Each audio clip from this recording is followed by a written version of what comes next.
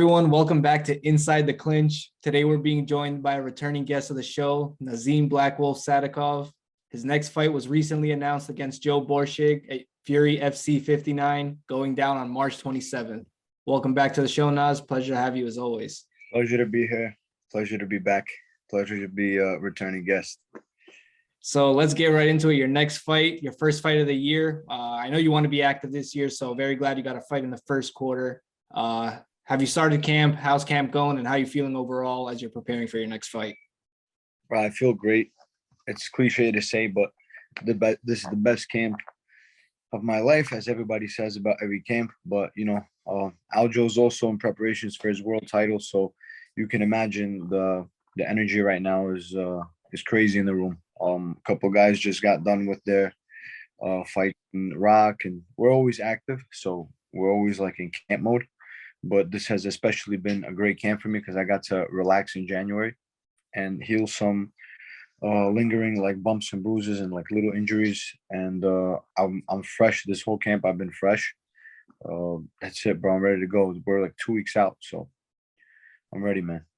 Oh yeah, you're fighting at the end of the month. I can't imagine the energy there right now. Johnny and I actually just got tickets to Aljo's fight in Jacksonville, so we're excited to go. We're going as fans, so dude, I'm hyped for that rematch. I was waiting for that since last year. Who?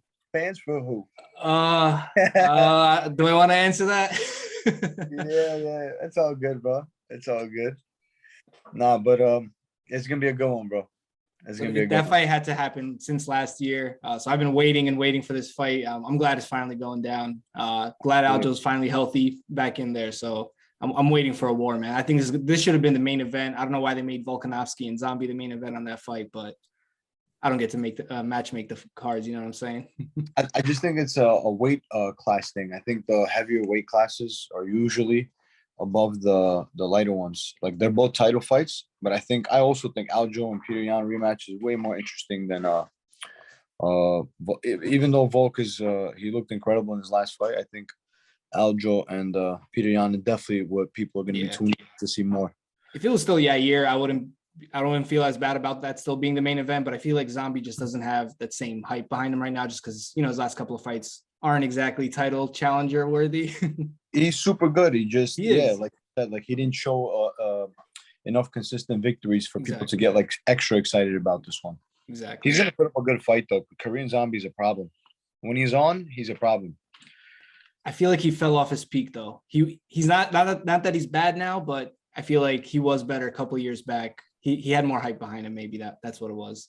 Bro, that military service thing in South Korea, that 2-year mandatory service that he had to, 3 years? That's not gonna help anybody's prime. He went time. He just got off a fight with Aldo, and then he goes to serve in the military for 3 years. So you can imagine that takes away a lot. Yeah, can't imagine. Happened to Tyson, it happened to Ali with jail or something like that. So yeah, man. Yeah. So Naz, your next opponent, Joe Boerschig. I gotta ask, what are your initial thoughts and what are you expecting from him in your fight in 2 weeks? Well, he's experienced. I know that he's like 6-0 as a boxer. I know he's 6-4 in MMA. I know that if you just look at his, MMA record, you're gonna be like, average guy or whatever. But I think he's above average. At least I'm preparing for him that way.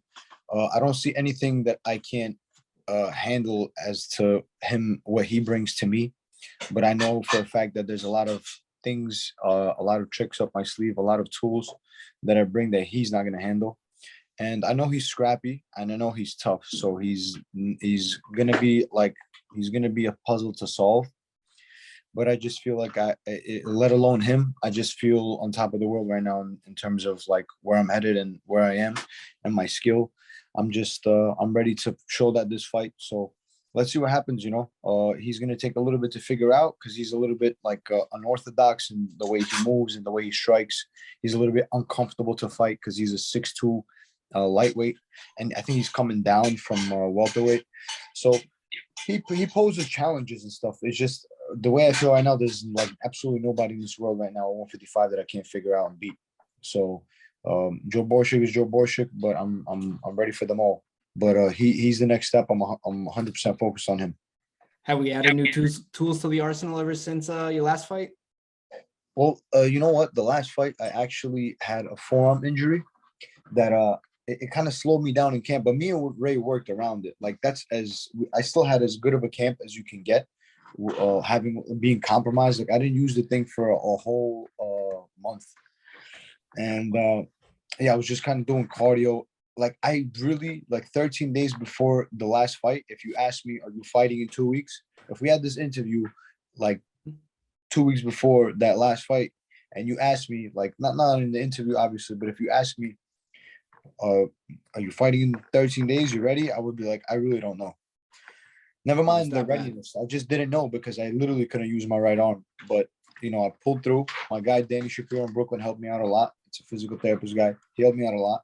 And I pulled it together, got in there and did what I did best, and that's scrap, you know. That's awesome. Can't wait to see you back in there. But watching your last fight, I think the commentators were a bit overly critical on your performance. I thought you had a great performance. The only time you weren't pretty much handling your opponent was when he had you against the cage and your opponent wasn't able to do anything in that situation. But I thought the commentators rather on that broadcast were being overly critical. I know they said in the Apex, you can hear some of the commentators as you're fighting, and some of the bigger events, the live events, you don't really hear that because the sounds get drowned out by the fans. So I was wondering if you heard any of that criticism and if you're expecting any of it for this next fight. I don't know, man. Even if I did hear it, I don't know how much I was so tunnel vision, dude. I even rewatched the replay. I was so tuned into taking him out that I even like pushed the ref aside. And I wish I like realized that I did that and like saw the ref backstage and just shook his hand and be like, hey, listen, I did not mean to disrespect or anything like that. I was just I saw blood, you know, literally. And like, just, I didn't care how much he was holding me against the cage. And part of the reason why I wasn't able to get him off as easily as I would have wanted to was the forearm injury. But I don't really care what the commentators say. At the end of the day, I came in there for a finish. I got a finish. You know, sometimes you're gonna have to go to war. Sometimes the critics are gonna. You just got to keep winning and keep impressing until they love you. So, if they're criticizing me off of that, and then they're gonna criticize me going into this next fight, then you know, good luck. I'm still coming in there to get the job done. I'm still coming in there to handle business. And whether you criticize me or not, you're always gonna be entertained when I come to fight. Let's go. I can't fucking wait, bro. But I have to ask this next question. I'm sure you're expecting this one. Do we have a prediction for the fight? This one, I see a lot of openings in him that I can run him into certain things that can put him out. So the ground and pound, the classic Nazim ground and pound is always there. Grappling is coming along very nicely. I think if we go there, if the fight goes there, I think you'll see some entertaining scrambles. But I want what anybody would prefer, and I would prefer to win in the way that everybody would prefer to win, and that's TKO KO. So I'm thinking let's give it a round and a half to figure them out. Let's say second round KO. Let's fucking go. Let's do it, bro. So you've had a couple of fights in CFFC and now a couple at Fury FC. I guess the treatment, aside from the fight itself, how different are the organizations, and do you have a preference between one over the other? I like both, to be honest. I was happy with both. It's just we talked about this before, like with CFFC. I just had a pattern of like this bad luck, that layoff that I had. It was just like, so it was like a snowball effect, like back to back, like COVID and injuries and losing a relative and this and that, like just so many things back to back. But I still have great memories there. My first fight with them was an amateur fight that dates back to like 2017. So I have experience with them. I am now having my third fight in 5 months with Fury. Eric Garcia is great. Arias Garcia is great. I'm pro CFFC, pro Fury FC. I'm for everybody, and I hope everybody's for me. So I'm happy with Fury right now at the moment. So this will be my third out of my. This will be my fight number 3 of 3 with Fury. So we'll see what happens after this one. The most important thing is to get that win. But I would say Fury is a little more straightforward, and Cage Fury is a little bit more show, meaning they put on like a hell of a show, just lightning wise and sound wise, their production, their camera work, all that stuff. Now Fury is also good at that, but they're a little more straightforward. They're a little bit more basic. The next fight is going to be in the UFC, right? I don't know, bro. I don't know. We got to see. We got to impress, you know. We got to come out there to get the job done, do it impressively. They'll be watching. You know, my manager's flying out to Texas. He's going to check me out. My Ray is there. You know, Ray's always by my side. It's going to be on Fight Pass. I'm sure a few people will tune in.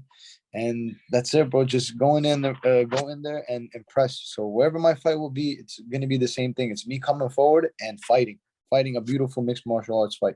Beautiful violence, as Justin Gaethje calls it. If it's one thing you can do, it's fucking impress. I'll tell you that. Yeah, bro. That's what I'm looking to do in 2 weeks. So tune in, brother.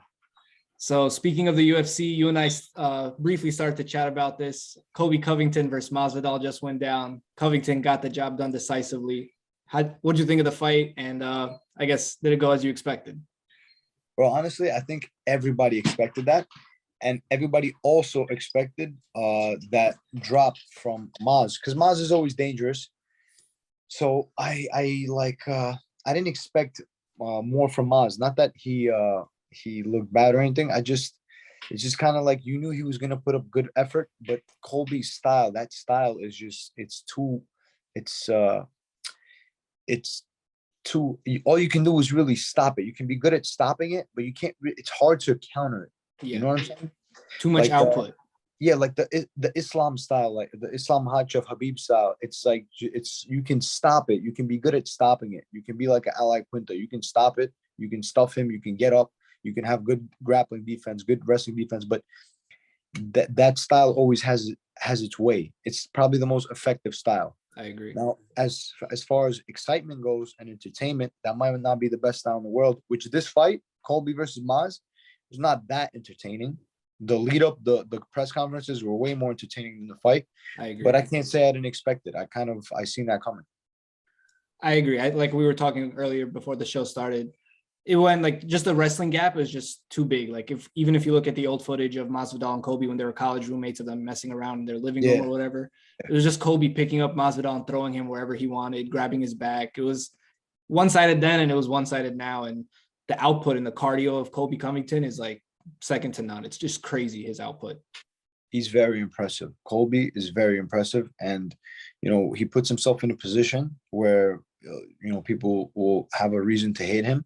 That's why, like, his impressiveness is, like, maybe not overlooked, but might not hold the same weight as, like, somebody else. I can't even think of an example right now. But Colby, man, the only people he's lost to was Usman. I think he has another loss. But anyway, my point is that Colby, he's got to be in the pound for pound rankings. He's actually not in the UFC pound for pound rankings, surprisingly. Not yet, at least. Yeah, he got to be in there soon, man. They got to throw him in there soon. That he's a hell of a fighter, hell of an athlete, and now he's a hell of an entertainer too. Whether you like him or not, whatever side you choose, you know, he's not for everybody. I wouldn't be able to carry myself like that, but never say never. Who the fuck knows? You know, maybe I'll throw on a mink coat and some shades and talk my shit later. I don't know. Who knows? Whatever brings those dollars, right? Yeah, right. You can't like sell your soul for it. I feel like, but. You know, if you want to pump up, you want to juice up the pay-per-views a little bit, you got to do what you got to do. You got to get flashy a little bit. Yeah, absolutely. So this weekend in the UFC main event is going to be Thiago Santos versus Magomed Ankalaev. You have any thoughts on who's going to win that fight or how that fight's going to go down? I just think Ankalaev, he's just going to, Ankalaev, he's, that's light heavyweight, right? Those are 205ers. Yeah, the way Ankalaev moves, he's like very technical for a big man. Yeah. Like Thiago moves how a big man moves. He moves like a 205er does, and he's kind of like just a little bit stubborn, a little bit stiff but strong, and has a haymaker. But Ankalaev, I just feel like is going to pick him apart. I think maybe it'll be hard to put Santos away, but I think Ankalaev is that a 5-rounder. I think he wins 4-1. 5 rounds. Yep. Yeah, 4-1, 5-zip Ankalaev. I agree. I actually wouldn't be surprised if there was a finish. Ankalaev is so good. And Johnny and I talk about all these Dagestanis all the time. And we feel like people don't really know how good they are. When Johnny and I were growing up training in judo, it was a lot of Chechens, a lot of, people from that region that we were training with and competing against. So we've seen them grinding and how they train and their ethic and all that. I feel like a lot of people, they kind of get it with like Khabib and Islam, but they don't really, really get it. Yeah. I agree with that. So Naz, pleasure to take your time, talk about your upcoming fight and get your thoughts on the UFC. Anything you want to say before we wrap it up today? Nothing, bro. It's always a pleasure to be here, and I'm sure we'll be talking again, maybe before the fight, I hope so. maybe in between rounds, So that's it, bro. I'm happy to be here, bro. Thank you for having me. Thank you as always for coming on, and I'll send you the Zoom link when the fight starts. I'll be waiting for you in between rounds. Yeah, bro. Yeah, let's do it.